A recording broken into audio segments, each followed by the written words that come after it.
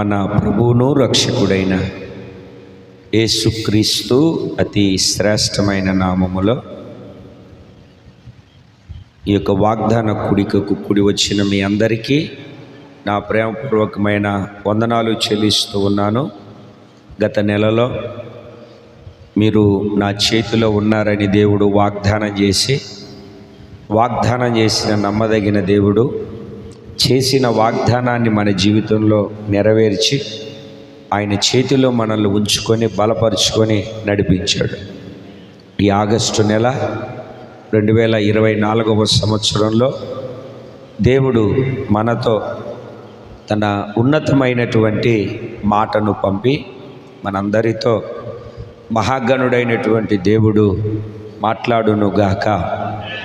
ఆయన మాట్లాడితేనే మనం బ్రతుకుతాం, ఆయన మాట్లాడితేనే మనము జీవిస్తాం, ఆయన మాట్లాడితేనే మనం స్థిరపరచబడతాం.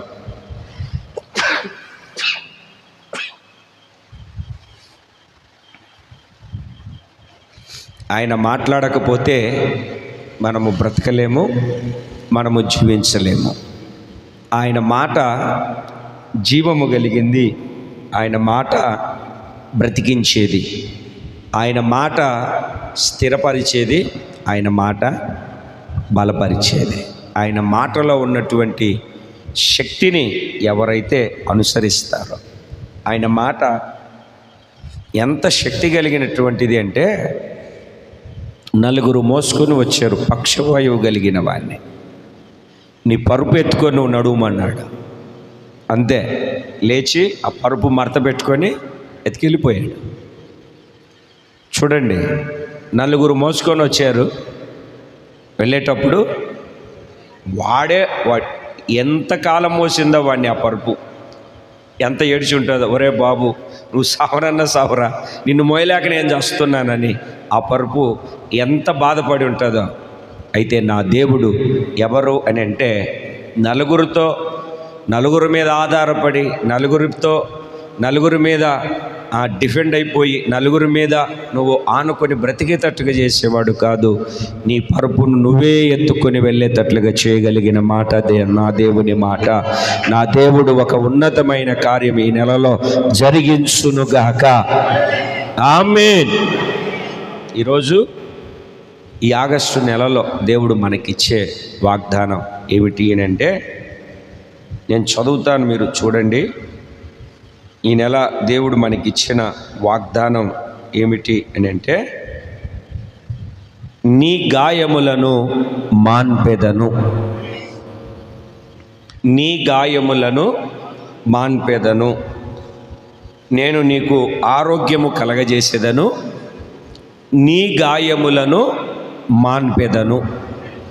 దేవుని బిడ్డలారా, వాక్యాన్ని మనం జాగ్రత్తగా గమనిస్తే, వాగ్దానాన్ని మనం చేతో పట్టుకోగలిగితే, గాయము అన్నటువంటిది 6 అడుగుల మనిషిని కూడా కృంగిపోయేటట్లుగా చేయగలిగి, గాయము అన్నటువంటిది అది మనిషి జీవితాన్నే డ్యామేజ్ చేయగలుగుతుంది. చిన్నదే గాయం అనుకుంటాం, అది పెరిగి పుండై పురుగు పట్టి అతన్ని ఏమిటండి చనిపోయేటట్లుగా, అతన్ని భూమి మీద బ్రతికి బట్టగట్టి జీవించకుండా ఉండేటట్లుగా చేయగలిగేటువంటిది గాయం. దేవుని బిడ్డలారా, గాయము అని అన్నప్పుడు శరీరానికి తగిలే గాయం ఉంటుంది, మనస్సుకు తగిలే గాయం ఉంటుంది, ఆత్మకు తగిలే గాయం ఉంటుంది. శరీరానికి తగిలే గాయము ఒకవేళ మందుల ద్వారా దాని ద్వారా మానచ్చేమో, కానీ మనసుకు తగిలే ఒక గాయం ఉంది చూడండి. మనసుకు తగిలే ఒక గాయం ఉంది చూడండి, మనిషి చచ్చిపోయేంత వరకు ఉంటుంది అని పెద్దలు చెప్తూ ఉంటారు. ఇప్పుడు నోటి మాట ద్వారా మనము ఎవరి మనసైనా గాయపరిచామనుకోండి, నోటి మాట ద్వారా మనం ఎవరి మనసైనా గాయపరిచామనుకోండి, లేకపోతే ఎవరైనా మన మనస్సును గాయపరిచారనుకోండి, ఎలా ఉంటుందండి? ఎంతన్నా పెట్టు, ఎంతన్నా చేయి, తర్వాత మనకి ఎంతైనా సహాయం చేయి, వాళ్ళని గురించి ఆలోచన చేసినప్పుడల్లా ఈ గాయం ఏం చేస్తూ ఉంటుంది? గుచ్చేస్తూ ఉంటుంది, పొడుస్తూ ఉంటుంది, అన్నారే లోపల. దేవుని బిడ్డలారా, ఈ రోజున నీ ప్రాణాత్మ శరీరాలకు, ప్రాణానికి, ఆత్మకు, శరీరానికి దేనికి గాయము తగిలిన, దేనికి గాయము చేయబడిన ప్రతి గాయాన్ని ఆయన మాన్పివేయునుగాక. దేవునికి స్తోత్రం కలుగునుగా. మానని గాయాలు కూడా ఉన్నాయి, మానని గాయాలు కూడా ఉన్నాయి. మేము హాస్టల్లో చదివేటప్పుడు ఒక అతను రోజు కాలికి కట్టు కడతనే ఉండేవాడు. ఇంచుమించు ఎన్ని సంవత్సరాలు అయిందంటే చాలా సంవత్సరాలు అయింది. మానిందా గాయం అంటే మానలేదు, మానదు, మానదేమో అనేవాడు. మానలేదు, మానదు, మానలేదు, మానదేమో అనేవాడు. దేవుని బిడ్డలారా, ఆయనకు అసాధ్యమైనది ఏది లేదు. సమస్తము సాధ్యపరచగలిగినటువంటి దేవుడు ఈ రాత్రి మనతో వాగ్దానం చేస్తున్నాడు, నేను మీ గాయాలను మాన్పుతాను. దేవునికి స్తోత్రం కలుగునుగాక. నేను మీ గాయములను, ఒకసారి 2 చేతులు పైకెత్తి గట్టిగా చెప్పండి, నీ గాయములను మాన్పుతాను, నీ గాయాలను మాన్పుతాను. చదవండి మీరు పరిశుద్ధ బైబిల్ గ్రంథంలో ఇర్మియా గ్రంథం 30వ అధ్యాయం, ఇర్మియా గ్రంథం 30వ అధ్యాయం 17వ వాక్యంలో ఆ మాటను మీరు చదవండి.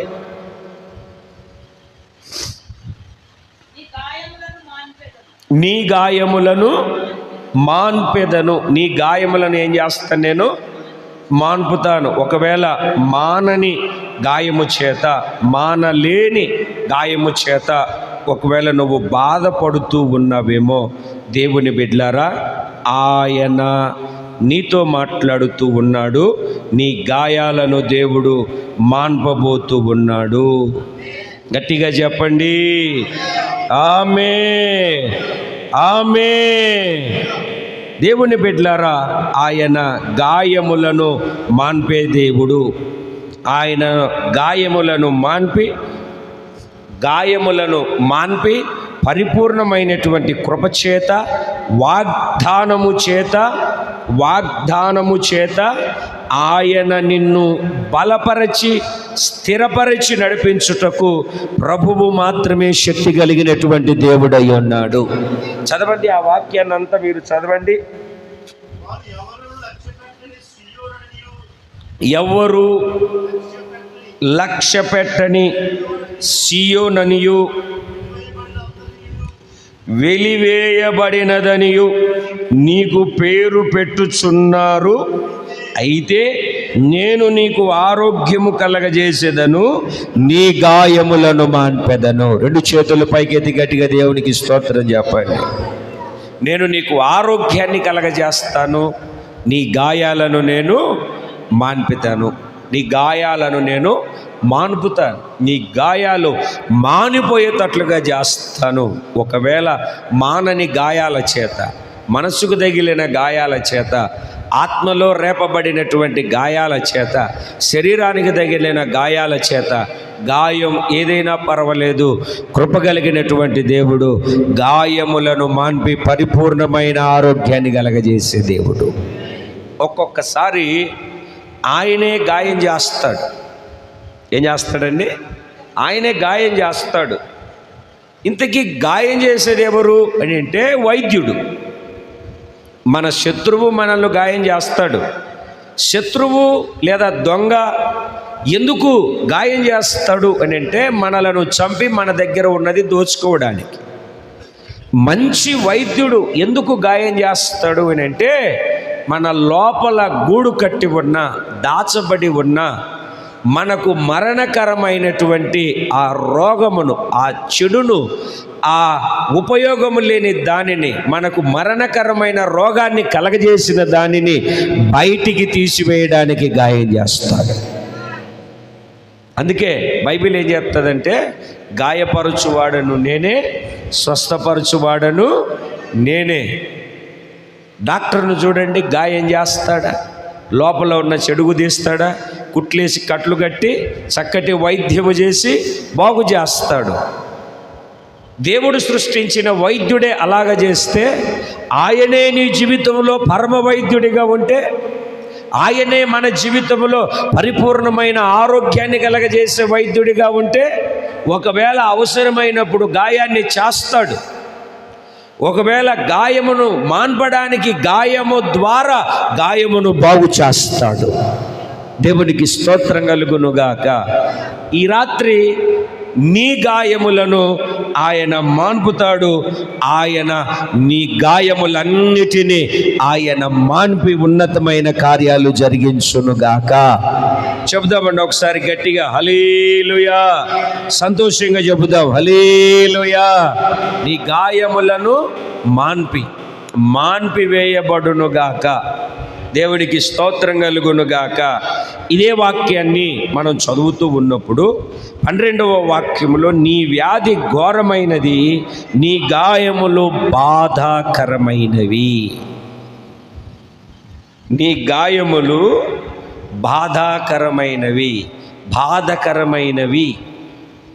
నీ గాయములు బాధకరమైనవి అంటే మామూలు బాధ కాదు. ఇప్పుడు చూడండి, అప్పుడో ఎప్పుడో ఏదో ఒకసారి కింద పడో, లేకుంటే ఏదన్నా వచ్చి కొట్టుకోనో, లేకుంటే ప్రమాదము జరుగో, మనకి ఏదో ఒక రకంగా గాయములు అయ్యాయా లేదా? గాయములు అయినప్పుడు మనం ఎంత బాధపడలేదా? అబ్బో, ఈ నొప్పి తట్టుకోలేకపోతున్నాను, అయ్యో ఈ బాధను భరించలేకపోతున్నాను, అయ్యో ఇది చాలా నొప్పి, చాలా బాధ గాయమైన. ఇక్కడ ఈ వాక్యాన్ని మనం చదువుతూ ఉన్నప్పుడు దేవుడు సెలవిస్తున్నాడు, నీ గాయము బాధకరమైనది.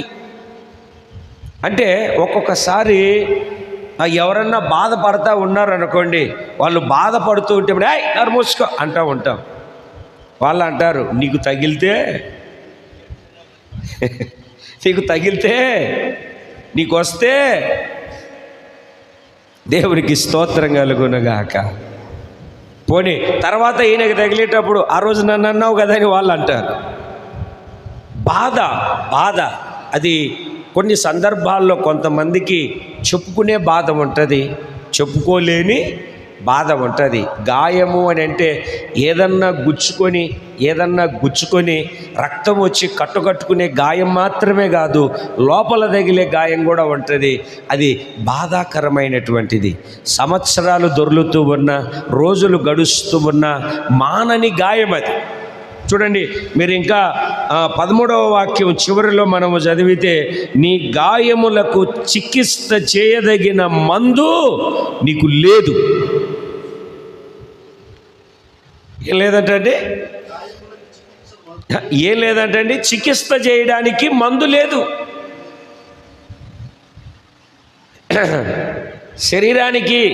శరీరానికి గాయం తగిలితే ఏదో ఒక మందు, ఆ పసరో ఈ పసరో, అలోపతో హోమియోపతో చెలోపతో ఏదో ఒకటి చేయించుకుంటారు. అవునా కాదా? అదే చికిత్స చేయబడని గాయం ఉందే, మనసుకు తగిలిన గాయం, దాన్ని మందు లేదు. మరి ఈ రాత్రి దేవుని యొక్క వాక్కును ఆలకిస్తూ ఉన్నటువంటి దేవుని బిడ్డలారా, ఏ గాయము చేత మనము బాధపడుతూ ఉన్నామో, ఏమిటండి, ఏదన్నా దెబ్బ తగిలి కాలు ఇరిగి, లేకుంటే ఏదన్నా ఎముక ఇరిగి కట్టుకున్నాడు మంచం మీద బాగానే ఉంటాడు. అప్పులు ఎక్కువైపోయినోడికి ఉన్న బాధలు, ఎక్కడ దాక్కోవాలో, ఏ ఊరు వెళ్ళాలో, ఏ ప్రాంతం వెళ్ళాలో, ఎక్కడ తీసుకురావాలో, సమస్యలతో ఉన్నటువంటి వాళ్ళకున్న బాధలు, ఇబ్బందులతో ఉన్నటువంటి వాళ్ళకు ఉన్నటువంటి బాధలు. ఇక్కడ వాక్యాన్ని మనం ఏం చదువుతున్నాము అని అంటే, నీ గాయములు బాధాకరమైనవి, నీ గాయములకు చికిత్స చేయదగిన మందు నీ దగ్గర, మరి ఎవరి దగ్గర ఉంది? ఆయన దగ్గర ఉంది. ఆయన దగ్గర ఉంది. ఎట్లాగుందో తెలుసండి, ఆయన దగ్గర మన గాయాన్ని మాన్పడానికి ఆయన గాయపరచబడ్డాడు. మనము బాగుపడడానికి ఆయన దెబ్బలు తిన్నాడు. మనము బ్రతకడానికి ఆయన చనిపోయాడు, మనము విడుదల పొందడానికి ఆయన రక్తాన్ని కార్చాడు. ఆయన పొందిన దెబ్బల చేత మీకు స్వస్థత కలుగుచున్నది. ఆయన గాయపరచబడ్డాడు, మన గాయాలను కడుతూ ఉన్నాడు. ఆయన గాయపరచబడ్డాడు, మన గాయాలను కడుతున్నాడు. కారణం ఏంటో తెలుసండి? వాక్యము సెలవిస్తుంది, మనకు సహాయము చేయడానికి, మనలను బాగు చేయడానికి ఆయన మనతో కూడా శ్రమను పొందాడు. మీకు ఒక మాటని చెప్పనా? ఇందాక చెప్పాను, ఎవరన్నా దెబ్బల చేత అని మూలుగుతూ ఉన్నారనుకోండి, ఓ రోజు 2 రోజులు 3 రోజులు బాగుంటుంది. వారం రోజులు అయ్యేసరికి కాస్త విసుకొస్తుంది. 10 రోజులు అయ్యేసరికి నరమై అని మనం అంటూ ఉంటాం. ఎందుకంటే వాళ్ళు అంటారు, ఏమంటారు? నీకు తగిలితే మాట్లాడరు ఏంటండి? నీకు తగిలితే తెలుస్తుంది. అట్లా దేవుడు కాదు, మనము పొందిన శ్రమలను ఆయన కూడా పొందాడు. మన శ్రమలలో ఆయన పాలివాడయ్యాడు. అందుకే శ్రమ పడుతున్న వారికి ఆయన సహాయకుడిగా ఉన్నాడు. అందుకే ఆయన గాయపరచబడ్డాడు, ఆయన గాయాలు మనకు స్వస్థతను కలగజేయుచున్నవి. జకరియా గ్రంథంలో ఆయనను గురించిన ప్రవచనం చక్కగా రాయబడింది. అడుగుతున్నారు, అయ్యా పడుచువాడా, నీకు గాయాలు ఎందుకు అయ్యాయి? ఏం చెప్తాడో తెలుసా? నేను ప్రేమించిన ఇంటి వారే నాకు గాయాలు చేశారు. ఎవరు చేశారు? నేను ప్రేమించిన ఇంటి వారే నాకు గాయాలు చేశారు. అంటే ప్రేమించిన ఇంటి వాళ్ళు కూడా గాయాలు చేస్తారా? చేస్తారు. ఎందుకు చేయరు? చేస్తారు. నీకు చేస్తారు, నాకు చేస్తారు. కృప కలిగినటువంటి దేవునికే చేసిన వాళ్ళు మనకు చేయడం తప్ప చేస్తారా? చేయరండి, చేస్తారు. ఆయన గాయపరచబడ్డాడు, ఆయన గాయాల ద్వారా మనకు స్వస్థతని ఇస్తూ ఉన్నాడు. దేవునికి స్తోత్రం కలుగునుగాక. చెప్పాలండి, గట్టిగా చెప్పాలండి. ఆ 15వ వాక్యాన్ని చదవండి. నీ గాయము చేత నీవు అరుస్తావెందుకు? ఇందాక మనం చెప్పుకున్నాం కదా, నీకు తగిలితే తెలుస్తుంది అన్నట్టుగా. నీ గాయాల చేత నువ్వెందుకు అరుస్తావు? అయ్యా నా గాయాలు అటువంటివి, అయ్యా నాకు తగిలిన దెబ్బలు అటువంటివి, అయ్యా నాకు తగిలిన దెబ్బలు అటువంటివి. ఇంకా అరవకేం చేస్తాను?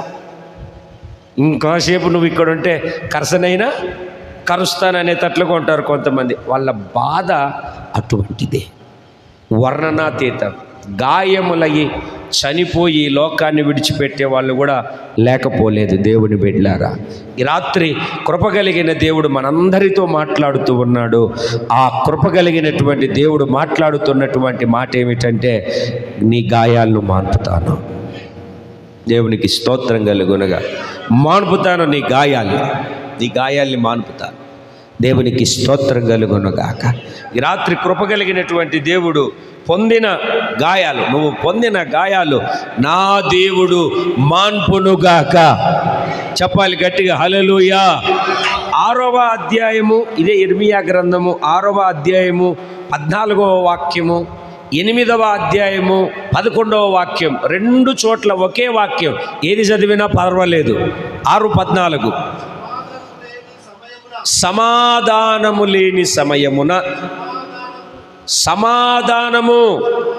సమాధానమని చెప్పుచు నా ప్రజలకు తగిలిన గాయములను పైపైన మాత్రమే మాన్పుతారు. పైపైన మాత్రమే.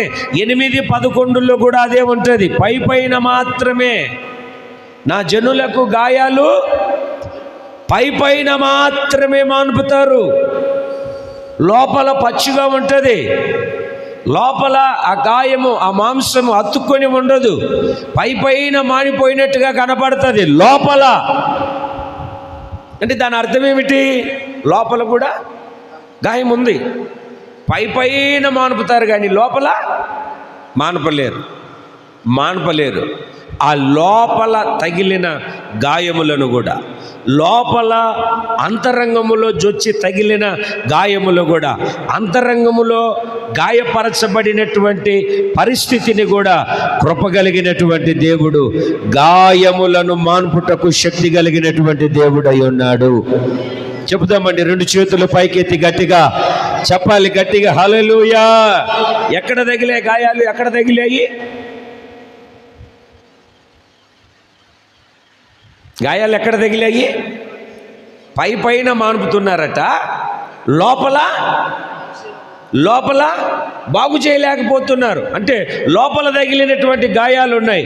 ఈ సామెతల గ్రంథంలో మీరు ఒక్కసారి దేవుని యొక్క వాక్యాన్ని మనం చదువుదాం. 20వ అధ్యాయము 30వ వాక్యాన్ని చూడండి ఒకసారి. గాయములు చేయు దెబ్బలు అంతరంగములలో జొచ్చి, చాలండి, అక్కడికి చాలు. గాయములు చేయు దెబ్బలు ఎక్కడికి చొచ్చాయి? ఎక్కడ దాకా చొచ్చాయి? లోపలికి వెళ్ళాయి. దేవునికి స్తోత్రం కలుగునుగాక. ఎక్కడికి వెళ్ళాయండి? లోపలికి, అంతరంగంలోనికి వెళ్ళి ఈ లోపలికి జొచ్చి ఈ గాయం ఏం చేస్తుంది అని అంటే, ఇప్పుడు అంతరంగంలోనికి వెళ్ళిపోయినటువంటి గాయం ఏమిటండి? పైపైన బాగు చేస్తే బాగవుతుందా? గాయం ఎక్కడ ఉంది? లోపల ఉంది. లోపల అంతరంగంలో ఉంది. పైపైన బాగు చేస్తాను, మేకప్ వేస్తానంటే కుదురుతుందా? అవ్వదు. అది పొరపాటున కూడా కుదరదు. ఎంత లోపల ఉన్నా, ఏ చోట ఉన్నా ఆ గాయం నీకేం చేస్తుంది అంటే పరిపూర్ణమైనటువంటి ఆరోగ్యాన్ని కలగజేస్తుంది. అంతరంగములో తగిలిన ప్రతి గాయాన్ని కూడా దేవుడు ఏం చేస్తాడు అని అంటే బాగు చేయగలుగుతాడు. దేవునికి స్తోత్రం కలుగునుగాక. హన్నా జీవితాన్ని మనము గమనిస్తే, హన్నా జీవితాన్ని మనం గుర్తుపడితే, దేవుని బిడ్డలారా, ఆమె ఏమంటుందో తెలుసా? మనోవిచారణ కలిగి, మనోదుఖము కలిగి, అంటే మనస్సులో లోపల.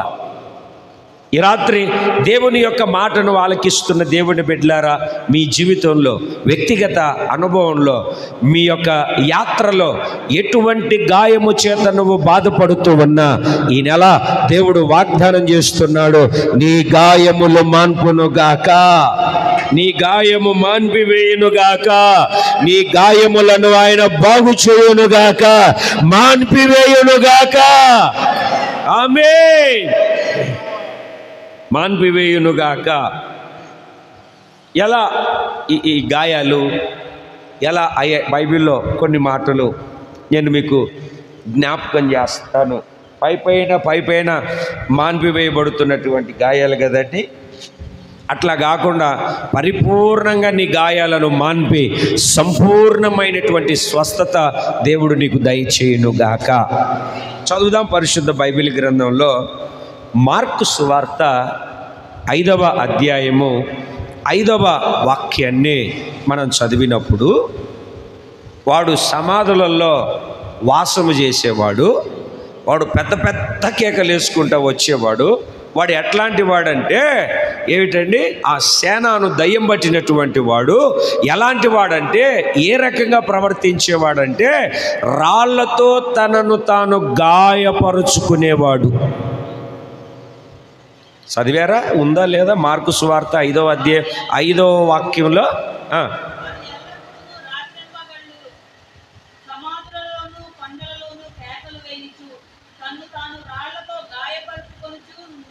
తన్ను తాను ఇప్పుడు నువ్వు ఒకసారి తలలు పైకి ఎత్తండి. మీకు మీరే గాయాలు చేసుకోమంటే చేసుకుంటారా? ఏమండి? మరి వాళ్ళు కోసేసుకుంటారు అంటే దాని అర్థం ఏమిటి? కోసేసుకుంటున్నాడు, గాయం చేసుకుంటు, నువ్వు లేకుంటే చచ్చిపోతాను, పొడి చేసుకుంటా. ఆడెవడు? ఆమె కానీ ఆయన కానీ, నువ్వు లేకుంటే నేను చచ్చిపోతాను, నేను కోసేసుకుంటా. వాళ్ళెవడు? ఈ వాక్యాన్ని బట్టి దయ్యం పట్టోడు. నేను కోసేసుకుంటా, నేను రాసేసుకుంటా అంటే దాని అర్థం ఏంటి? రక్తంతో రాస్తా ప్రేమ లేక అంటే అర్థం ఏంటి? ఏంట్రా నీ చేతి నిండా గాయాలు ఉన్నాయంటే అమ్మాయి కోసం రాసేసుకున్నాను అంటున్నాడు. అంటే నాకు అర్థమైంది ఆడికి 2000 బట్టి ఉంటే వీడికి ఎన్ని వేలు పట్టాయో మరి దయ్యాలు. అంటే తన్ను తాను గాయపరుచుకునే మనిషి ఎవడు ఈ భూమి మీద ఉండడు. అయితే గాయపరుచుకుంటున్నారు. ఎందుకు గాయపరుచుకుంటున్నారు అని అంటే దయ్యం బట్టి. ఏం బట్టి అండి? దయ్యం బట్టి తన్ను తాను గాయపరుచుకుంటున్నాడు. తన్ను తాను ఏమిటండి జీవితాన్ని పతనం చేసుకుంటున్నాడు. దిగంబరిగా తిరుగుతున్నాడు సమాధుల్లోనూ కొండల్లోనూ. మనకేమో సమాధిని చూసిన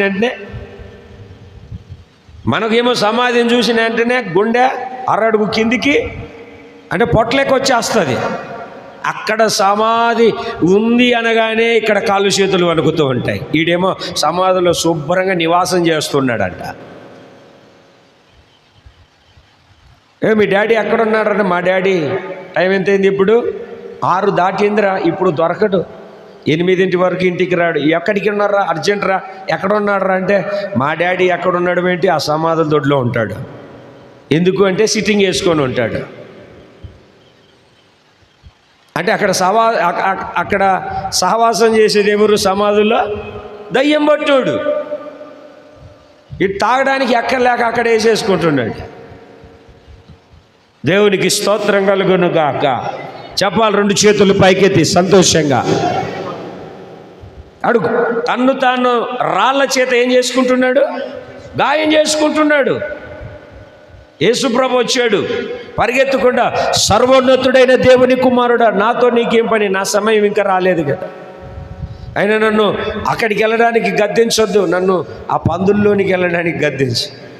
ఆ పందుల్లోని వెళ్ళిపోమ్మని. ఆ దయ్యాలు అని నీ పేరేంటి అని అన్నాడు. మేము ఒక్కరం కాదండి, మేము ఒక సైన్యం, మా పేరు సేన. మేము ఒక్కరం కాదు, మా పేరు సేన. ఓహో, అందుకేనా ఒకరి తర్వాత ఒకరు లోపల కొట్టుకొని ఏమిటని కొంపను పాడు చేసినట్టుగా యేసయ్యకు నివాసంగా ఉండవలసినటువంటి ఈ శరీరం అనే దేవుని ఆలయం సాతాను నిలయంగా మారి గాయాలు చేసుకుంటూ కేకలు వేస్తూ త్రాళ్లను, ఇనుప సంఖ్యలను, గొలుసులను తుత్తనీయులుగా చేస్తూ అందరినీ కలవరపరుస్తూ కేకలు వేస్తూ కొండల్లోనూ సమాధుల్లోనూ నివాసం చేస్తుంది. దేవునికి స్తోత్రం కలుగునగా. నా బుర్ర పనిచేయట్లేదండి. ఎందుకు పనిచేయదు బుర్ర? దేవునికి ఆలయంగా మారితే అన్నీ బాగు పనిచేస్తాయి. అంతేనా? దేవునికి ఆలయంగా మారితే అన్నీ బాగు పనిచేస్తాయి. దేవునికి ఆలయం కాకుండా సాతాను సరుకులన్నీ తీసుకొని వచ్చి లోపల పెట్టుకుంటే ఏది పనిచేయదు. మన బండికి కెపాసిటీ ఉంటుంది, ఇన్ని కేజీలు వేసుకోవాలని. దానికి మించేసుకుంటే టైర్లు వెళ్ళిపోతాయి, బాడీ డ్యామేజ్ అయిపోతుంది బండిది. అది కదలదు, మెదలదు, గుట్ అక్కడే మోగుతూ ఉంటుంది. దేవుని బిడ్డలారా గాయం చేసుకుంటూ ఉన్నాడు. ఇంకొక మాటను కూడా చదవండి మీరు పరిశుద్ధ బైబిల్ గ్రంథంలో నుండి లూకా సువార్త 9వ అధ్యాయం 39వ వాక్యం. వీడికి దయ్యం పట్టిందా? వీడు వానికి వాడే గాయాలు చేసుకుంటున్నాడు. ఇప్పుడు చదివే వాక్యాన్ని చూడండి. లూకా సువార్త 9:39.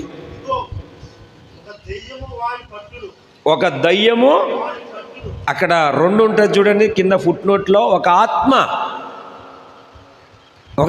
వాడిని పడుతుంది. పట్టినప్పుడు అకస్మాత్తుగా కేకలు వేస్తాడు, విలవిలలాడించి గాయపరుచుచు వదలకుండును. చాలండి. ఇప్పుడు మన సబ్జెక్ట్ ఏంటంటే వాడికి గాయం ఎట్లా అయ్యింది అని అంటే ఒక దయ్యం వాడిని పట్టుకుంటుంది.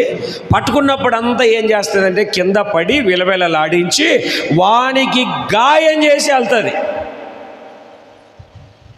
ఏం చేసి వెళ్తుంది? గాయం చేసి వెళ్తుంది. అన్ని పడుతుందా? నురుగు కక్కుంటాడు, కింద పడతాడు, విలువిల్లాడిస్తాడు, రక్తం కళ్ళ చూడండి వెళ్ళదు, మన భాషలో చెప్పాలంటే అన్నట్టుగా. అంటే వాడిని గాయపరిచే వెళ్తుంది. ఇంతకుముందు మనం శానాన్ని దయ్యం పట్టిన వాడిని చూసామా? ఆయన లోపల ఉన్నటువంటి దయ్యాలేమో వానికి వాడే గాయం చేసుకునేటట్టుగా చేస్తున్నాయి. ఈయనకు పట్టిన దయ్యమేమో గాయం చేసేంతవరకు వెళ్ళిపోవట్లేదు. దేవుని బిడ్డలారా గమనించండి, ఈ రాత్రి నువ్వు ఏ విధంగా, ఏ విషయంలో, దేని చేత నువ్వు గాయపరచబడుతున్నావో, దేని ద్వారా నీకు గాయం అవుతుందో, అది దయ్యం కావచ్చు, దెబ్బ కావచ్చు, సమస్య కావచ్చు, నువ్వు చేసుకోకుండా ఒకవేళ ఆ గాయం ఈ రాత్రి కృపగలిగిన దేవుడు మాన్పునుగాక, బాగు చేయునుగాక, సంపూర్ణమైన ఆరోగ్యము కలగజేయునుగాక. నీ గాయములు కృపగలిగిన దేవుడు మాన్పునుగాక. రెండు చేతులు పైకెత్తి సంతోషంగా దేవునికి స్తోత్రం చెబుదా. హల్లెలూయా. బాధాకరమైన గాయాలు ఏమిటండి? మందులేని గాయాలు, అరిసే గాయాలు, మందులేని గాయాలు, అరిసే గాయాలు, బాధాకరమైన గాయాలు. దయ్యం వానికి వాడే గాయపరుచుకునేటట్టుగా చేస్తుంది. దయ్యం వాణ్ణి పడవేసి గాయం చేస్తుంది. దేవునికి స్తోత్రం కలుగునుగాక. ఇంకొక విషయాన్ని చదువుదాం పరిశుద్ధ బైబిల్ గ్రంథంలో. లూకాసు వార్త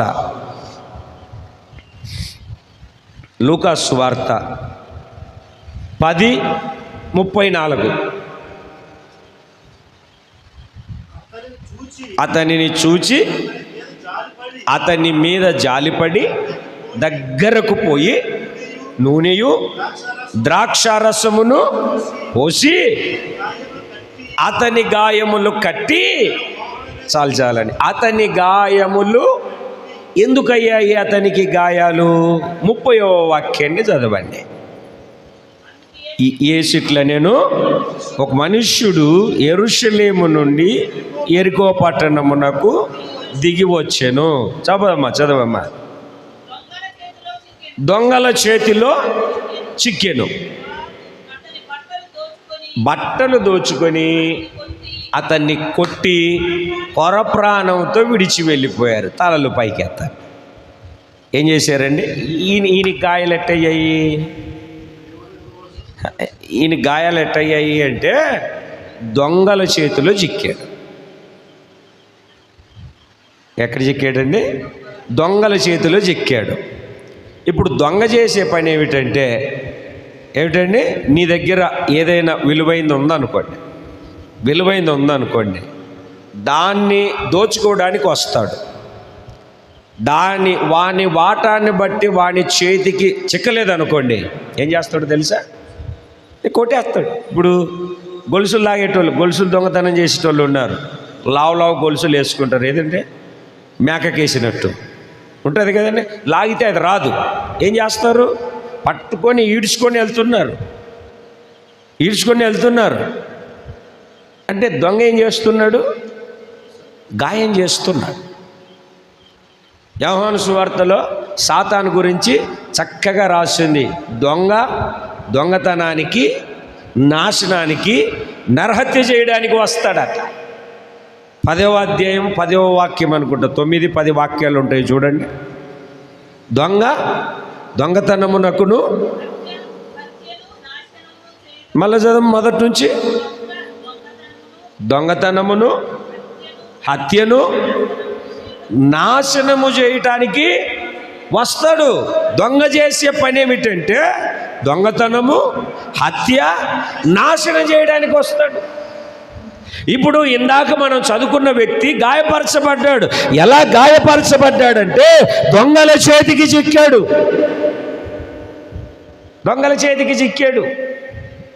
దొంగల ద్వారా చిక్కబడ్డాడు. దీన్ని మనం ఆధ్యాత్మికంగా తీసుకుంటే ఇతడు దొంగల చేతికి ఎందుకు చిక్కాడు అని అంటే సురక్షితమైన ప్రదేశానికి ఉండకుండా తాను కోరుకున్న యెరికోకు దిగి వెళ్తున్నాడు. ఈడెప్పుడు బయటికి వస్తాడా? యెరూషలేములో అక్కడ సంపాదించుకున్న ఆత్మీయతనంతటిని దొంగతనం చేయడానికి, నాశనం చేయడానికి, దోచుకోవడానికి ఏమిటండి, పొదల చాటున పొంచి ఉన్న సింహములాగా నువ్వు ఎప్పుడు దొరుకుతావా అని గస్తీ కాస్తూ ఉన్న, కాపు కాస్తూ ఉన్నటువంటి ఆ దొంగ ఇతను బయటికి రావడమే అతన్ని వస్త్రములను దోసుకొని కొట్టి కొర ప్రాణముతో గాయాలు చేసి వదిలేసి వెళ్ళిపోతున్నాడు.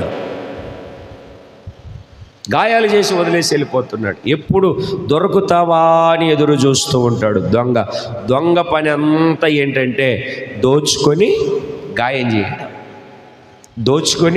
గాయం చేయడం. ఒక దయ్యమేమో వానికి వాడే గాయం చేసుకునేటట్లుగా చేస్తాం, ఇంకొక దయ్యమేమో గాయం చేసి వెళ్తాం. దొంగేమో విలువైనటువంటి వాటిని దోచుకోవడానికి గాయం చేస్తుంది. సాతాను కూడా అంతే. నీ ఆధ్యాత్మికతలో, మాటల్లో, ప్రవర్తనలో, పరిశుద్ధతలో, నీ క్రియలను, వస్త్రములను దొంగిలించేటండి. ఏమన్నా దొంగిలించి వెండి బంగారం.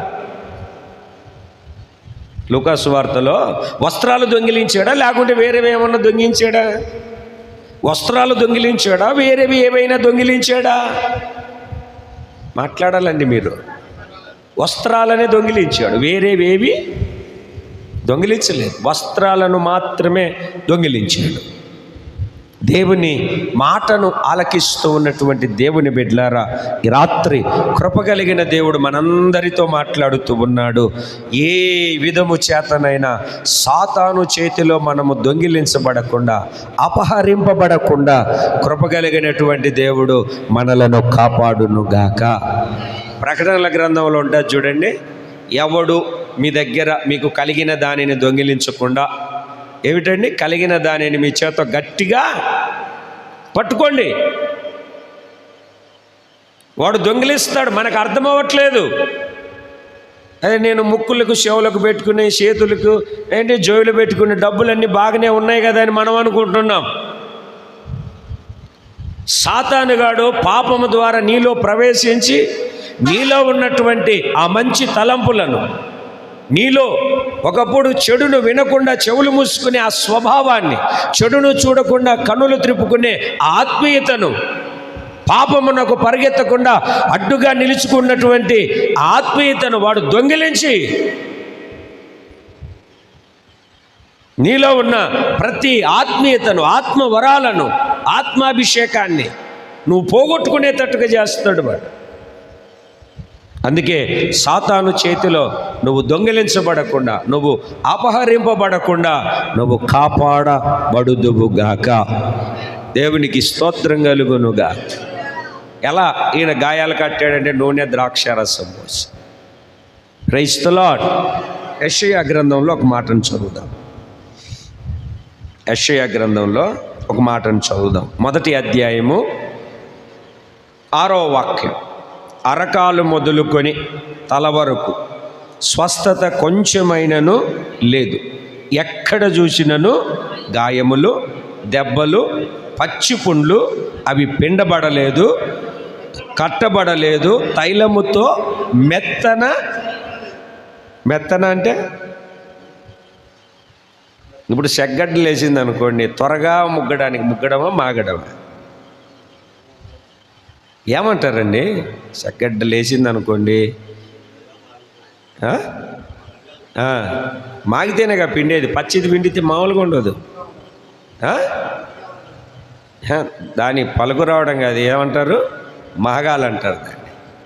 ఏదేదో కొన్ని టైలమ్స్ అవి ఇవి చేస్తూ ఉంటారు చూడండి. అంటే అట్లా చేయలేదు. ఎందుకంటే అది మెత్తన చేయబడినప్పుడు అట్లా పట్టుకునే వెంటనే దాంట్లో ఉన్న చెడుగంతా బయటికి రావాలి. ఏదన్నా చెడు గుల్ల వేసినప్పుడు, కురుపే ఏదన్నా చేసినప్పుడు ఆ లోపల ఉన్న చెడుగు బయటికి రావాలి. దేవునికి స్తోత్రం కలుగునుగా. చెప్పండి కొంచెం గట్టిగా, హల్లెలూయా. ఎందుకు వేస్తుంది అని అంటే రక్తంలో ఉన్న చెడుగంతా ఒక చోట పోగైతే అటువంటి గుల్లలు, అటువంటి దెబ్బలు బయటికి వస్తాయి. అందుకే ఎవరన్నా ఏదన్నా అనేటప్పుడు నీకు సీము నెత్తురు లేదా అని అడుగుతూ ఉంటారు. ఎందుకు లేదు? బోల్డ్ ఉంది.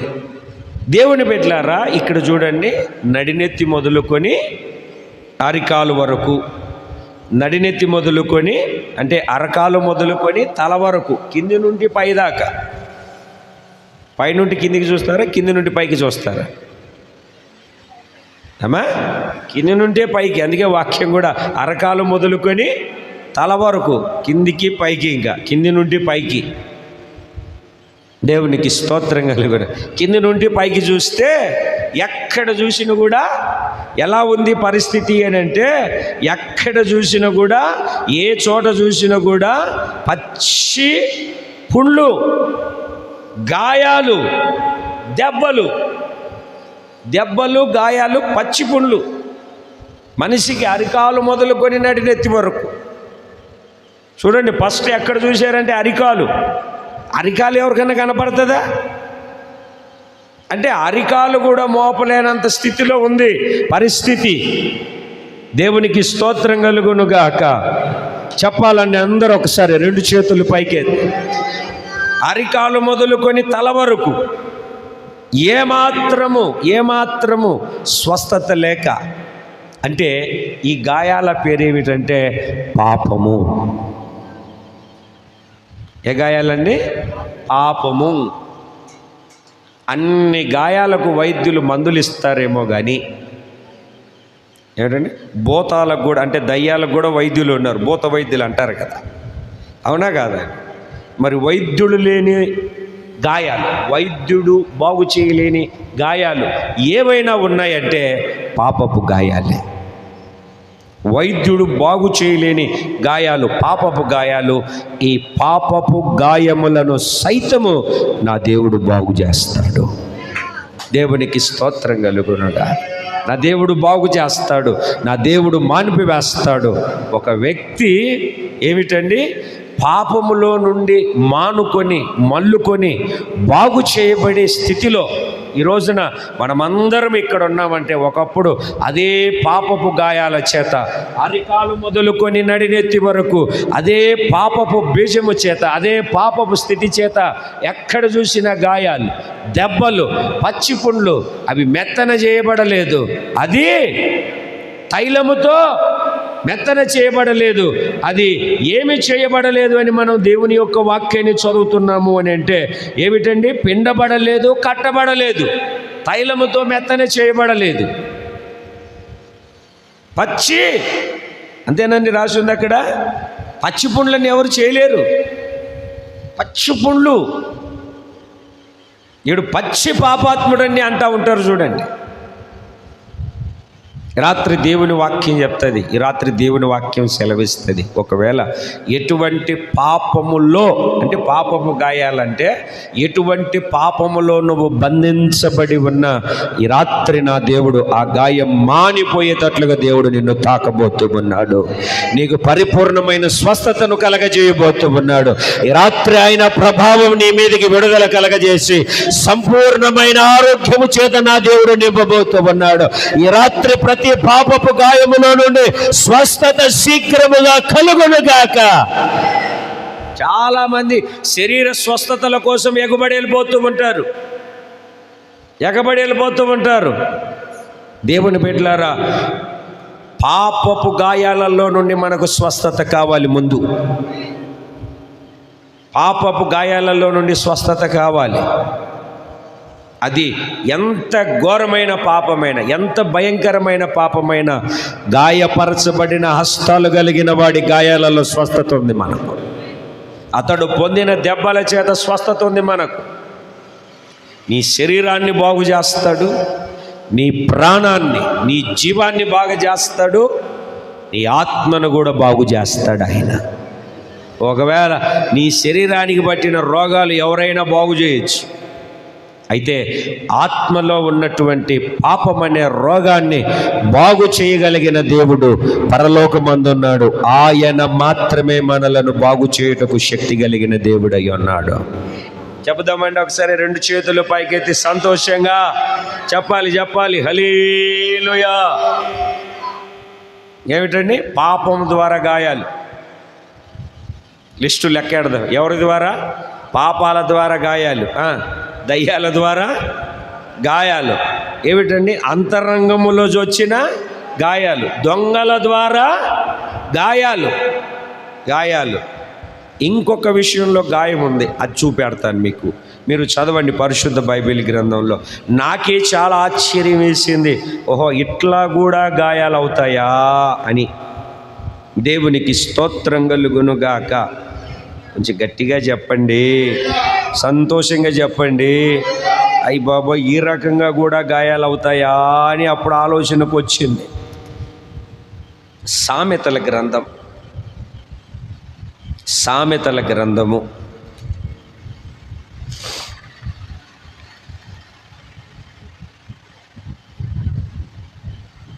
తీసారండి.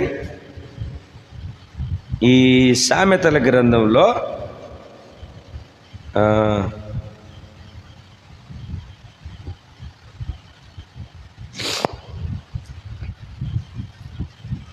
సామెతల గ్రంథము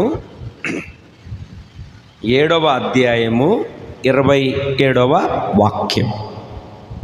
సామెతల గ్రంథము 7వ అధ్యాయము 26వ వాక్యం. అది గాయపరచి పడద్రోసిన వారు అనేకులు. మరలా ఒకసారి. అది గాయపరచి పడద్రోసిన వారు అనేకులు, అది చంపిన వారు లెక్కలేనంత మంది. నయ్యం, గాయాలతోనే బయటపడితే మంచిది. తలలు పైకి ఎత్తండి. సావు తప్పి కన్నులొట్టబోయిందంటే ఇదే, గాయాలతో బయటపడితే మంచిది, ప్రాణం దక్కుతుంది. ఇప్పుడు గాయపరచి పడద్రోయబడిన వారు అనేకులు, అది చంపిన వారు ఇంకా లెక్కలేదు. ఎవరది? ఆ 25వ వాక్యాన్ని చదవండి. జార స్త్రీ మార్గముల తట్టు నీ మనస్సును తొలగనీయకుము, దారి తప్పి అది నడుచు త్రోవలోనికి వెళ్ళద్దు. ఇంకా దాన్ని జారత్వమే, దాన్ని వ్యభిచారమే అనుకోండి, ఏదైనా అనుకోండి, దాన్ని దారిలోనికి వెళ్తే దేవునికి స్తోత్రం కలుగునుగాక. గాయంతో బయటపడితే ఎలాగలాగా గాయాల్ని, అవునా కాదండి, మాన్పించేసుకోవచ్చు. ఒకవేళ దేవునికి స్తోత్రం కలుగునుగాక. ఏమిటండి, యెజబెల్ను మనం అలాగ చెప్పగలుగుతాం, ఆ రకంగా చెప్పగలుగుతాం. ప్రకటనల గ్రంథంలో చక్కగా చెప్తాడు దేవుడు. బాలాకుకు బిలాము బోధించిన బోధ, ఇశ్రాయేలు ప్రజలను నువ్వు ఏం చేసినా ఏం చేయలేవు, వాళ్ళు వ్యభిచారం చేసేటట్లుగా చేస్తేనే వాళ్ళను నువ్వు జయించగలుగుతావు. చూడండి ఎంత కుయుక్తి బోధో. దేవుని పక్షాన ఉన్నవాడు, దేవుడు ఆశీర్వదించిన ప్రజలను ఎలా పాడు చేయాలో, ఎలా నాశనం చేయాలో ఆ బాలాకు రాజుకు బిలాము ఎలా బోధిస్తున్నాడో చూడండి. 2వ అధ్యాయంలో ఏ రకంగా బోధిస్తున్నాడో చూడండి. దేవునికి స్తోత్రం కలుగునుగాక. చదువుతారా ఆ మాటను? ప్రకటనల గ్రంథము దేవుని యొక్క వాక్యములో నుండి, ప్రకటనల గ్రంథము 2వ అధ్యాయము 14వ వాక్యం.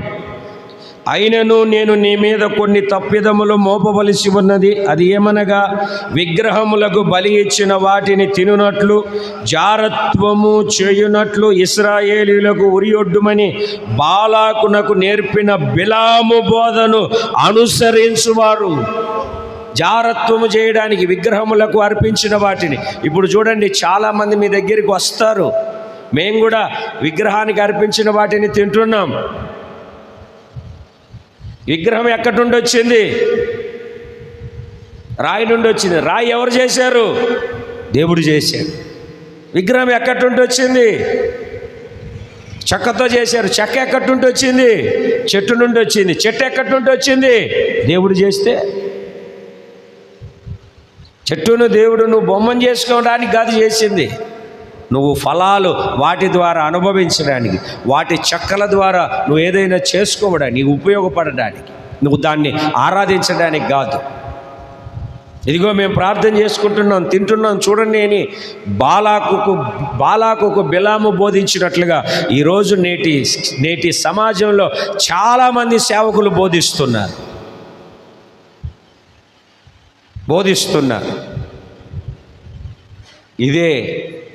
ఇదే దేవునికి వ్యతిరేకమైనటువంటి బిలాము బోధే జారస్త్రీ.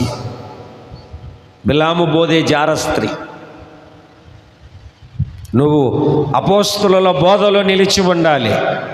అందుకే ఎక్కడికి పడితే అక్కడికి వెళ్ళకూడదు, ఏ చోటికి పడితే ఆ చోటికి వెళ్ళకూడదు. నీ సంఘం ఏది, నీ పునాది ఏది, నీ ఉపదేశ క్రమం ఏది? జాగ్రత్త, గాయములు అవుతాయి. అక్కడితో హుషారు పడ్డావా, అక్కడితో సరి చేయబడ్డావా, చావు నుండి తప్పించబడతావు. గాయపరచబడిన వారు ఎందరో, చచ్చిన వాళ్ళు లెక్కలేనంత మందిలో చేరతావా? గాయాలతో బయటపడి సరైనటువంటి ఉపదేశానికి వస్తావా? 4 వారాలు 7 వారాలు ప్రార్థనకు వస్తే చాలు, నువ్వు ముగ్గేసుకోవచ్చు, నువ్వు విగ్రహారాధన చేయొచ్చు, నువ్వు ఏదైనా చేయొచ్చు, నాకు మాత్రం కానుకిస్తే సరిపోతుందని బోధ చేసే వాళ్ళు కూడా లేకపోలేదు. అదే జారస్త్రీ, అదే బిలాము బోధ. బిలాము ఎవరు? దర్శనము కలిగిన ప్రవక్త. మెట్ట శిఖరములను ఎక్కి యేసు ప్రభును గురించినటువంటి ప్రవచనాన్ని ప్రవచించిన వాడే. అది ప్రవచించిన తర్వాత ఏం తెగులు తగిలిందో, ఇట్లా చేస్తే ఆ ప్రజలు పాడైపోతారు. అంటే ఇతని బోధ యేసు రక్తం ద్వారా కడగబడిన వారిని పాడు చేయాలని. మనకేంటి, తెల్లబట్టలు వేసుకున్న వాళ్ళంతా పాస్టర్లేలే, వాళ్ళ నెత్తి మీద చేతులు పెట్టించుకున్నావు అనుకో, వాళ్ళకు ఉన్నవన్నీ నీకు పట్టుకుంటాయి. పాస్టర్ గారేలే, నాకు తెలిసిన ఆయనలే అనుకో. జాగ్రత్త, బోధను గమనించాలి. ఏ బోధలో ఉన్నావు నువ్వు? ఏ విధమైనటువంటి బోధలో ఉన్నావు నువ్వు? Praise the lord. ఏ రకమైన బోధలో ఉన్నావు? బోధ విషయంలోనే జాగ్రత్తగా ఉండాలి. పాపం చేయట్లేదు, మంచిదే. అబద్ధం ఆడట్లేదు, మంచిదే. వ్యతిరేకమైన క్రియలు లేవు, మంచివే. ప్రార్థన చేస్తున్నావు, మంచిదే. ఈ తప్పుడు బోధలో, వ్యతిరేకమైనటువంటి బోధలో పోయిన శనివారం విన్నాం కదా. పోయిన శనివారం పొట్టు ఏమిటా పొట్టు? కుయుక్తితో, వంచనతో, కుయుక్తితో బయటికి లాగే అటు ఇటు కొట్టుకొని వెళ్ళిపోయే కల్పింపబడిన బోధ పొట్టు. కళ్ళంలో ఉండాలి నువ్వు. ఆ పొట్టులో కలిసి, ఆ పొట్టులో వేరు చేయబడేటప్పుడు పొట్టుతో కూడా కొట్టుకెళ్ళిపోకూడదు, పొట్టులో నుండి వేరు చేయబడాలి నువ్వు. పోయిన శనివారం చెప్పాను, మంచి ఉపదేశం అది. బోధ జారస్త్రీ అని అంటే, జారస్త్రీ ద్వారా గాయాలంటే నీ ఆధ్యాత్మికమైన జీవితంలో సరి అయిన ఉపదేశము లేకపోవడమే నువ్వు గాయపరచబడటం. గాయం దగ్గర ఆగితే పర్వాలేదు, ఏం చేస్తుందంట? మరలా చదువు ఒకసారి సామెతల గ్రంథం. గాయపరచి పడద్రోసిన వాళ్ళు అనేకులు, అది చంపిన వారు లెక్కలేనంత మంది. పైన ఎవరు? జారస్త్రీ.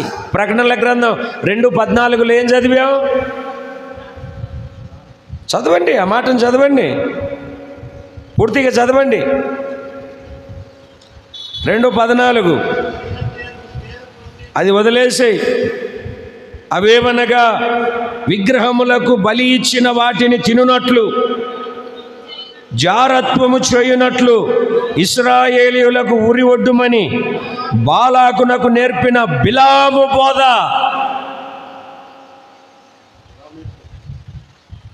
ఏం చేయమని? ఏం చేయమని? జారత్వం చేయమని. వాళ్ళని మీరు ఓడించాలంటే చేయండి, చేయించండి.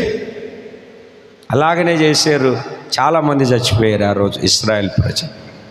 అటువంటి బోధ ఏదైనా నీలో ఉంటే ఆధ్యాత్మికమైన జీవితంలో చస్తావు. ఏముందిలే, ముహూర్తం పెట్టించుకొని రాపో. బోధ, బిలాం బోధ, విగ్రహారాధ సంబంధమైనటువంటి బోధ, మూలాలు చూసుకో. ఇవన్నీ విగ్రహ సంబంధమైనటువంటి బోధలు. ఇది చేస్తే తప్పేనా అంటే వాక్యమే చెప్తుంది, గాయమవుతుంది. ఇటువంటి గాయాల చేత ఒకవేళ రేపబడుతున్నావేమో, నా దేవుడు తన దయగలిగిన హస్తాన్ని చాపునుగాక, గొప్ప విడుదల కలగజేయునుగాక, గొప్ప విడుదల కలగజేయునుగాక.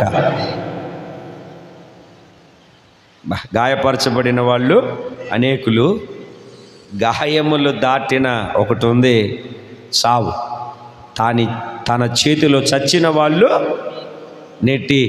ఏమిటండి? క్రైస్తవంలో చాలామంది ఏది సరి అయిన బోధ, ఏది నిజమైన బోధ, ఏది పరసంబంధమైన బోధ అని గుర్తెరగక, సంఘాలు పెద్దగా ఉన్నాయిలే, అక్కడికి వెళ్తే ఏమనట్లేదులే, కూర్చొని సప్పట్లు కొట్టేసి వస్తాంలే, సవిసారం లేని భక్తి, ఏదో ఆడ కనబడి వద్దాంలే, ఏదో పెద్ద టీవీలు పెట్టర్లే, అది చూసుకుని వస్తాం, మమ్మల్ని నడిపించేవాడు కూడా అవసరం లేదు అని చేసి వచ్చి భక్తిలో భ్రష్టులైపోతున్నటువంటి వాళ్ళందరూ మనకు కనబడుతూ ఉన్నారు. ఒకవేళ ఆ గుంపులో ఉంటే దేవుని ద్వారా విడుదల పడి బయటికి వచ్చుదువుగాక. చెప్పట్లేదు, ఆమెను కూడా చెప్పట్లేదు, మీరు చెప్పరు నాకు తెలుసు. కొంతమందికి అన్నీ ఒకటి లేని చెప్పేసుకొని చుట్టేసుకుంటూ ఉంటారు. కార్యం జరిగితే సరిపోతుందిలే అనుకుంటూ ఉంటారు. సైతాన్ గాడు కూడా చేస్తాడు.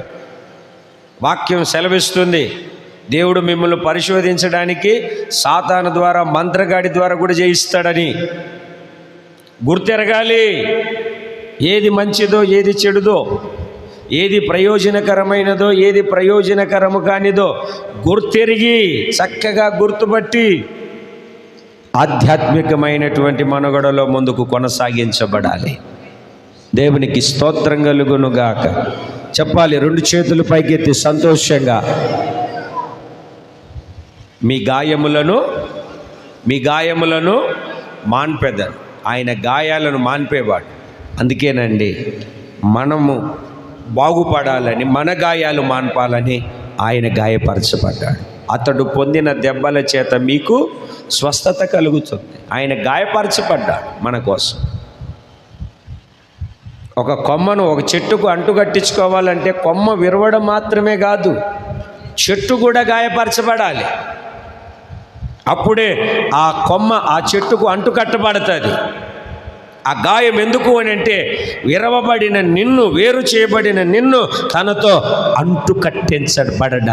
అంటుకట్టబడడానికి. దేవునికి స్తోత్రం కలుగునుగాక. ఈ నెల వాగ్దానం ఏమిటండి? కొంచెం గట్టిగా చెప్పండి. నీ గాయములను మాన్పెదను. మరి ఏ గాయాలతో ఉన్నావో, సమస్యలనే గాయాలతో ఉన్నావో, రోగం అనే గాయాలతో ఉన్నావో, అప్పులనే గాయాలతో ఉన్నావో, ఇబ్బందులనే గాయాలతో ఉన్నావో, కలవరాలనే గాయాలతో ఉన్నావో, చేస్తున్నది కలిసి రాక ఆర్థికమైన సమస్యలనే గాయాల చేత నువ్వు బాధపడుతున్నావేమో, చికిత్స లేని గాయాల చేత, మందు లేని గాయాల చేత, బాధకరమైనటువంటి గాయాల చేత, కేకలు వేసే గాయాల చేత ఒకవేళ నువ్వు గాయపరచబడ్డున్నావో, గాయము ఎలాంటిదైనా, ఎంతటి ప్రమాదకరమైనటువంటిదైనా ఈ రాత్రి నా దేవుడు నిన్ను ముట్టి బాగు చేయబోతూ ఉన్నాడు. గాయాలను బాగు చేయబోతూ ఉన్నాడు. సంపూర్ణమైన విడుదల కలగజేయబోతున్నాడు. ప్రతిదీ మాన్పివేయబోతూ ఉన్నాడు. గాయం కనబడకుండా పోవును గాక. దేవునికి స్తోత్రం కలుగునుగాక. ఆయన గాయాలలో ఉన్న పరిపూర్ణమైన స్వస్థత, సంపూర్ణమైన ఆరోగ్యం, ఒక గొప్ప విడుదల కృపగలిగిన దేవుడు నీకు దయచేయునుగాక. చెప్పండి, నీ గాయములను మాన్పేదను. మానిపోవాలా? అట్లాగనే ఉండాలి. మానిపోవాలి అన్నటువంటి వాళ్ళంతా మోకరించండి. ఓ చిన్న ప్రార్థన చేసుకుందాం, అందరం ఒక చిన్న ప్రార్థన చేసుకుందాం. హలో.